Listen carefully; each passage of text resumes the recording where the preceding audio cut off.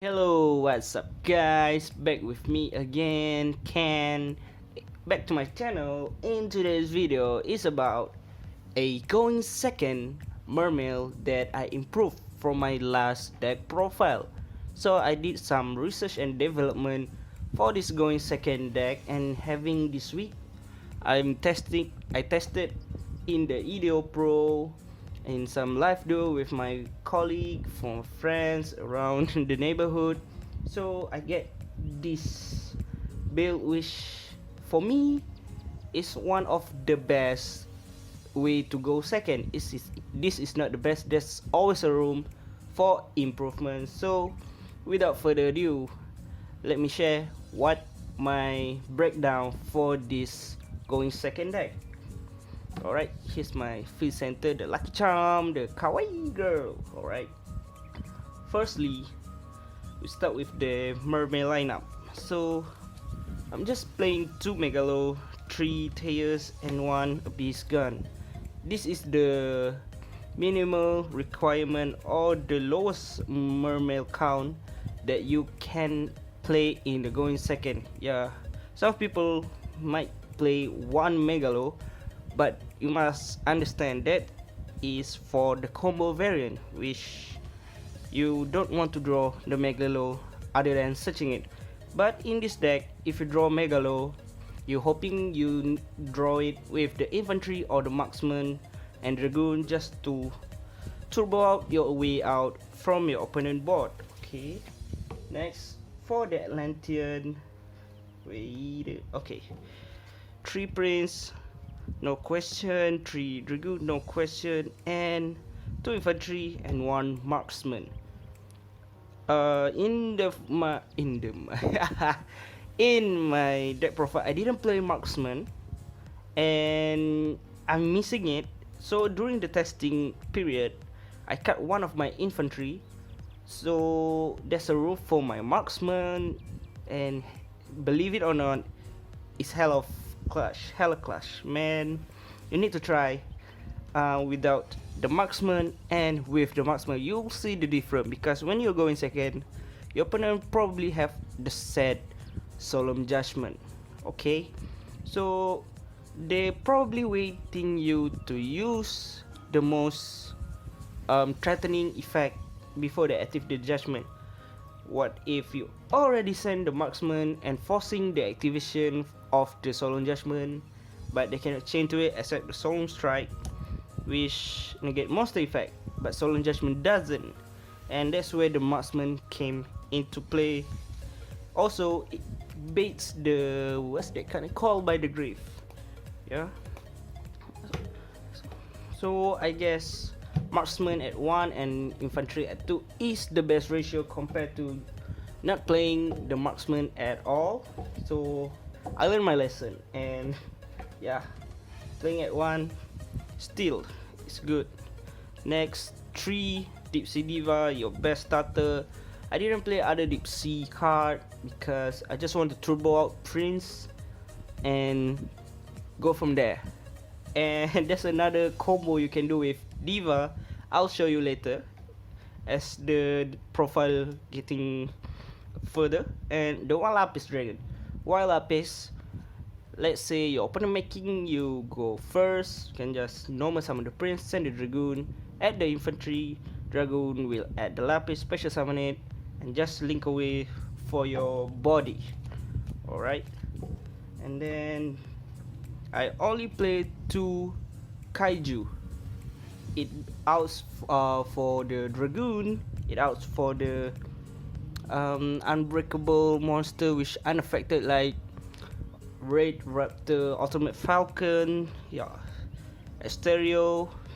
I just can't find the room for the third one because, in my opinion, you just want to summon it once and yeah, OTK opponent.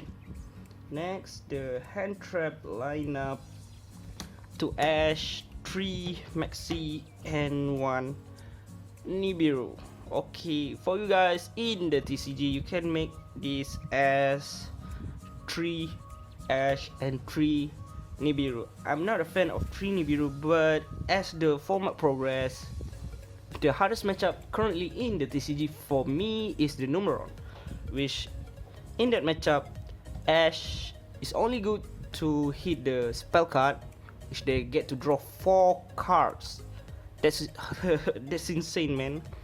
And Maxi doing less in that matchup since the special summon 4 monster in one time, so you can only draw 1 card, and they overlay for the S0 of making the Appaloosa. Next you're gonna get the 2 draw, which is not not so impactful, rather than you maxing the Nibiru against the Numeron, which you can tribute all of it. Yeah, so for my opinion in the TCG, you need to play 3 Nibiru and 3 Ash against the Numeron. Okay, let's go to the spell card. Okay. Oh, so I play 1 Abyss Scale just as an attack booster. I don't see the use of this card other than that. Even though people say this card can negate super poly, this card can negate any spell activation, true, but my main purpose for this card is just OTK if you're going second. But when you're going first, this card has an actual purpose where you equip it to the Abyss Glacier or Megalo. For some reason you're leaving your Megalo during your first turn. You can negate the pot of Extravaga, which you can save your Ash in your hand because this negate during the resolution, which is good. Next, Salvage. This is recommended by my senior Rizal, which the old player Mermail. They tend to, for example, you have 2 Megalo in hand and Prince. You can just send the Dragoon, add the Dragoon, Dragon Engrave, add the Marksman or Infantry, sending both. You can pop it, and yeah, you can recover it and just popping everything and go for game. I was not a fan of Salvage until I tried myself. It's quite good compared to you play Everest, you don't know what you are drawing, and this is my theory for Mermail. Mermail is good and great when they are searching, when they are plussing rather than drawing, because you have the idea what actually to do with card you adding to your hand compared to what you draw, because it's such a random thing to do in Mermail. Okay, that's just my thought. Maybe you have you guys have other ideas. Next, the pot of Extravagance. Banishing your extra deck doesn't make your deck bad, because your play is whole. I'm not gonna say 100% rely on Megalo, but that's how this deck works. Gonna pop everything and just ram it twice with Megalo. This card is just a plus for your going second card, such as I'll show you later. But it also serves as an H bait, like I said in the last video. So protecting your diva, having an 8 starter in this deck and opening the starter with Extravagance is holy. Okay, next, the 2 1-for-1 gotta play, and in the TCG you only have 1. Don't be, how to say, don't be sad, because even though at 1 you still have 7 starter in the TCG, which is not bad. Okay, now for the going second card, 2 Lightning Storm. I'm not playing Evenly Match because this build is focusing on OTK. You can't afford to lose your battle phase, and yeah, giving your opponent 1 turn can change the cost of the game. And one more thing, this card is good for both control deck and a combo deck, which you can wipe out their back row or wipe out their monster, compared to just playing Raigeki or Happy Feather Duster, in my opinion. And you're going second, your board is empty, so why not? Next, the defensive card, the cross out, and 3 called by the grave, also infinite imperm. Some people might be asking why I'm just playing one cross out designator.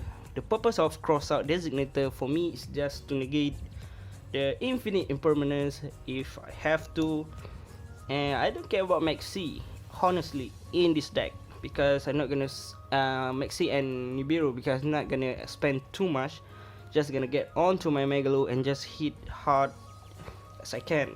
Okay, now let's go to the extra deck. It's quite for me this extra deck is quite unique, and there's a combo that I will show you, so make sure to stay tuned until the end of the video. Okay, I just played only 2 XZ monster, which is the Abyss Gaios and the Toad. Feel free to cut the Toad in the TCG because drama hasn't released yet. In the OCG, the drama is released and it's out for play, because one of the dramas forcing you to send 1 card from your extra deck to the graveyard, which Toad can basically be a fodder. Just send the Toad, recover it, send the Toad, recover it, so no minus. And yeah, actually you can send the Toad and adding back the Megalo, Prince, Diva, you name it. And then the Abyss Gaios, just how to say, you can block the attack, negate the effect. But are you really want to stack your Megalo for this guy? Nah, only if you have an extra Abyss Stayers, in my opinion. Next, the key card of your deck. This is the one card you want to summon from your extra deck, and having the Megalo below the link marker, because it add 500 attack for the Megalo. And this card is an Dryden as a Rota, and yeah, if it's this die, she's still has, you guys can argue with me, but yeah, Abyss Glacier is still S, remember. And 2 link 1, the Link Rebo and 1 Anima. Some of people question why Link Rebo, why Anima. So if you play against I don't know how to say, but when your Prince is negated, you can, when you're going first, you can just tribute the Prince, summon the Link Rebo. If you go in second, that's the not particular about your game, but particularly for your turn. If you're going first, your Prince gets negated, summon Link Rebo.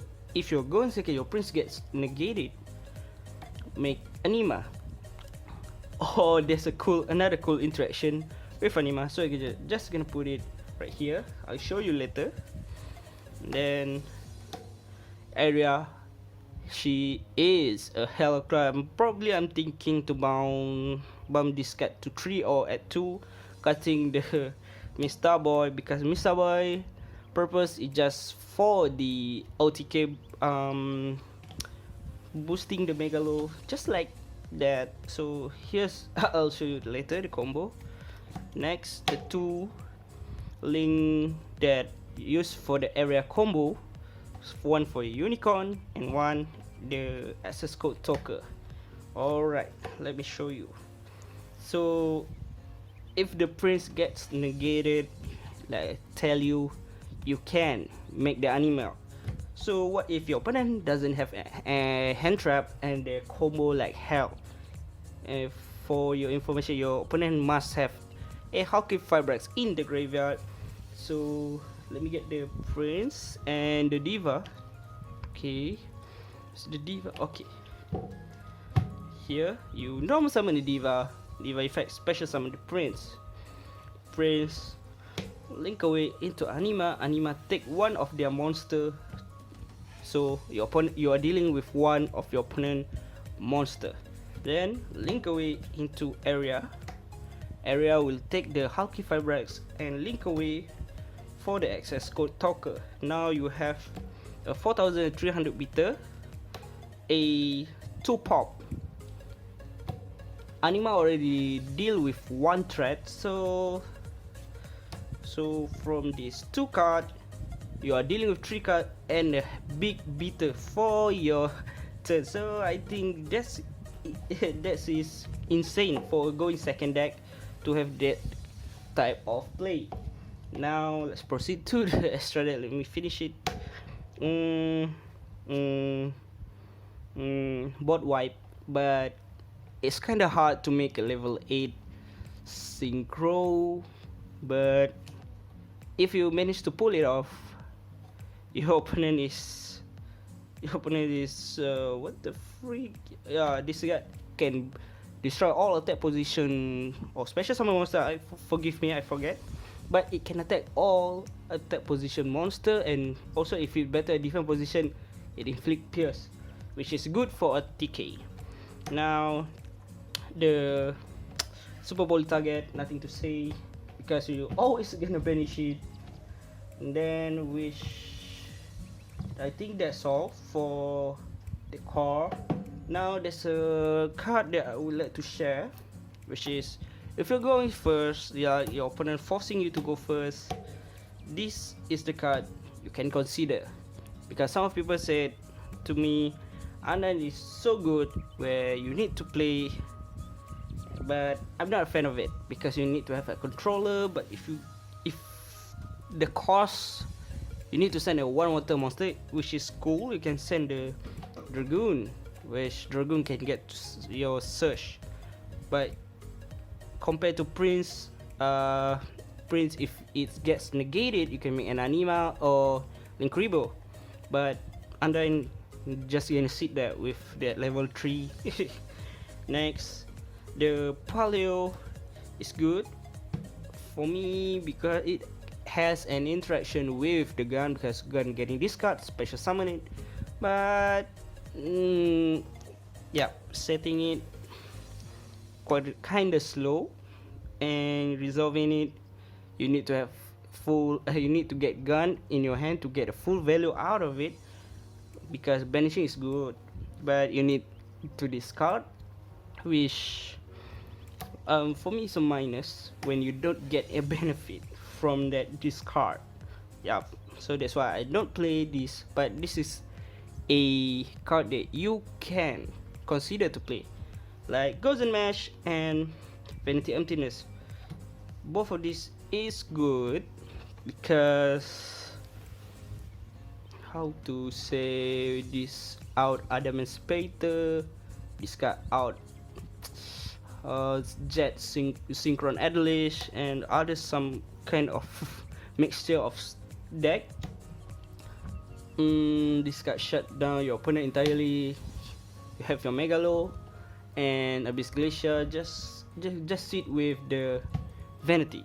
Okay, then I would like to go for the going second card, the Cyclone or Typhoon. I forget the name. I put it in the screen. But this card can get called by the grave, cross out designator. You just activate it. The same card that is targeted, you negate it, and your opponent cannot active, or even you, if not mistaken, for the until the end of the turn. It's quite good. It's a power spell. Then 1 reboot. Yep, negating the judgment is good. In the OCG we have it at 2, but TCG, unfortunately, Disease has manipulated the Konami headquarters to make this card 1 and releasing all the other Solemn. So I'm praying for you guys. Now this is quite interesting, the Water Gizmek. It's so situational, but the power of it is insane. You can pop 2 cards, you can gain your life point, but you need to have 2 monster special summon from the extra deck. Compared to the Kaiju, you just gonna tribute 1 of your opponent monster, doesn't care, it's special summon from the extra deck or normal summon, which is good because you can take it with the Anima. And I'm not gonna say this card is bad, but it is situational. Yep, that's another one, because running at 2, it can help with ranked 10 plays and other stuff. Okay, I hope this guy I hope this video have a lot of information provided to you guys. You guys learned a lot from this breakdown. Okay, thank you for you guys who watched till the end. Make sure to continue supporting me, watching this video, watching all my video to the end. Subscribe to me. Sorry if I didn't post video too often, because after the movement control order lifted, I have to work, so I have a little time to make the video like the past few months. Okay, again, thank you guys for watching to the end. See you in the next video. Pew.